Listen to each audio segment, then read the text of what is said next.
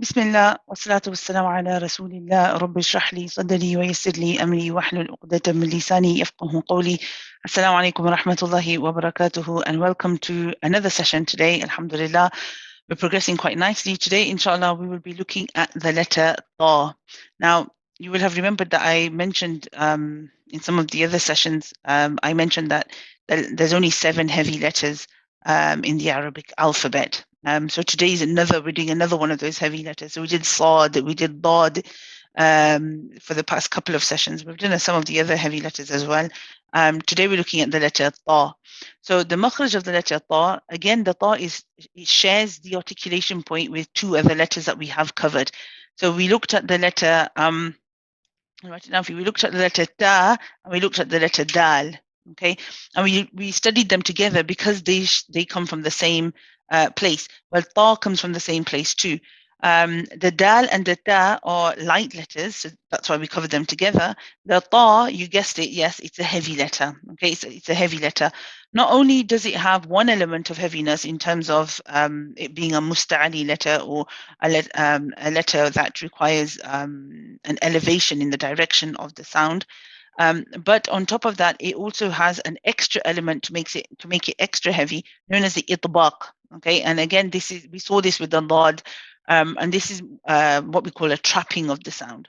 Before I get to that, though, discussing and explaining how we actually make the heavy sound, let's remind ourselves of what the makhraj and what the articulation point of the ta actually is. So the letter ta, just like the da, yes, it uses the tip of the tongue, and we've seen this many, many times. It's using the tip of the tongue. Where is the tip of the tongue going to touch? It's going exactly where it did for the dal and the da. The upper 2 front teeth, the incisors, is going behind them on the gum line. So it's not pressing. You don't use your tip of the tongue and press against the teeth. Okay, you're trying to touch and press at the top, right, on the gum line behind the teeth. Okay, some people also make the mistake sometimes of bringing their tongue a little bit out for the ta, so it's kind of like that the tongue will come quite low down, but it is behind the upper 2 front teeth on the gum line. So that's how you say the Arabic ta. Right, so that's the makhraj done. So that's where we know where the front of the tongue is going. We have already discussed about whenever you have a heavy letter, how do we get to that heavy sound? Well, remember we talked about the direction of the sound.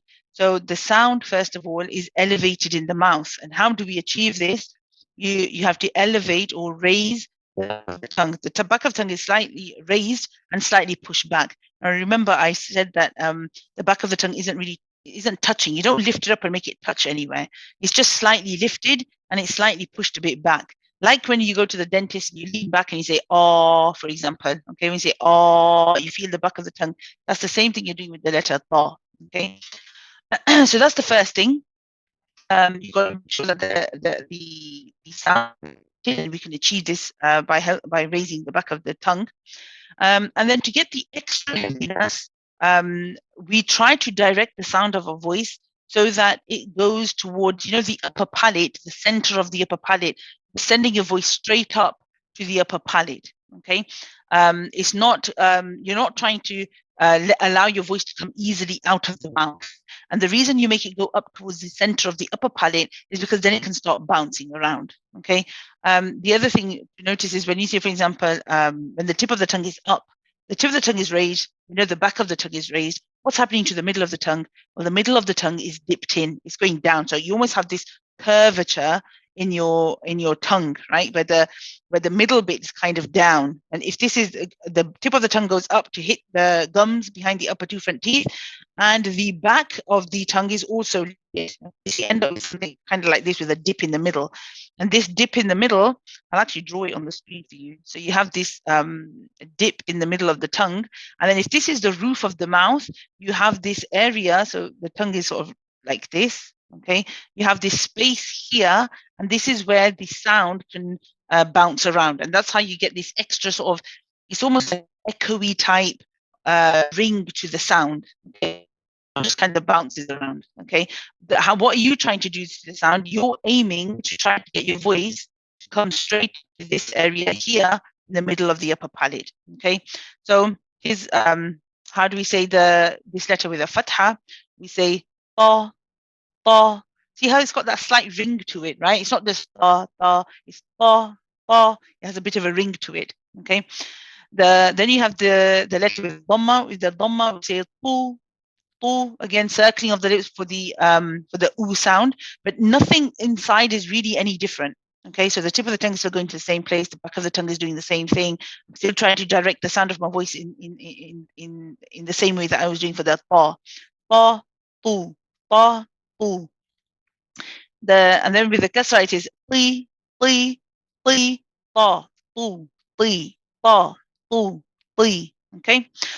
With the let me just clear the screen. With the sukoon, now ta is one of the bouncy letters. It's a bit like the letter ba. So it has a bounce. Whenever we're joining the letter ba and it has a sukoon on it, then we bounce this letter. So we say ato, ato, ato. Now notice when ato, you're not it's a nice gentle finish. So you're not saying ato, for example, ato. You know that sort of abrupt hamza sound at the end, that sharpness at the end. You don't want to hear the sharpness at the end. It's just ato, ato, ato. So we said that the qalqala is a very smooth flow. We don't put extra energy into it. We don't push off the makhraj. It's just we go into the makhraj at, and then we just naturally bounce off ato, ato. Okay.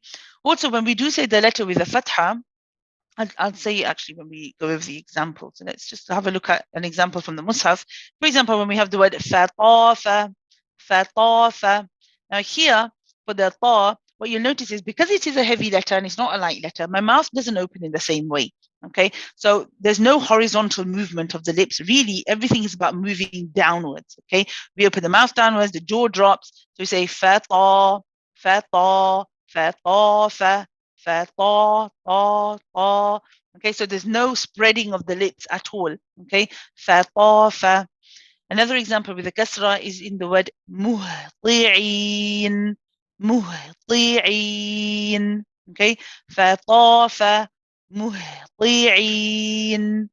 And then we also have an example with the dhamma, for example, in the word mas'ura, mas'ura. Okay, and then finally, we have an example where we see the sakin ta, wato. So here we have the bounce, and then we smoothly the meme. وَطَمَأَنُّوا وَطَمَأَنُّوا. Okay. I hope that's been helpful. Remember, don't forget the link to practice, which is found in the YouTube description. جزاكم الله خيرا. سبحانك اللهم وبحمدك.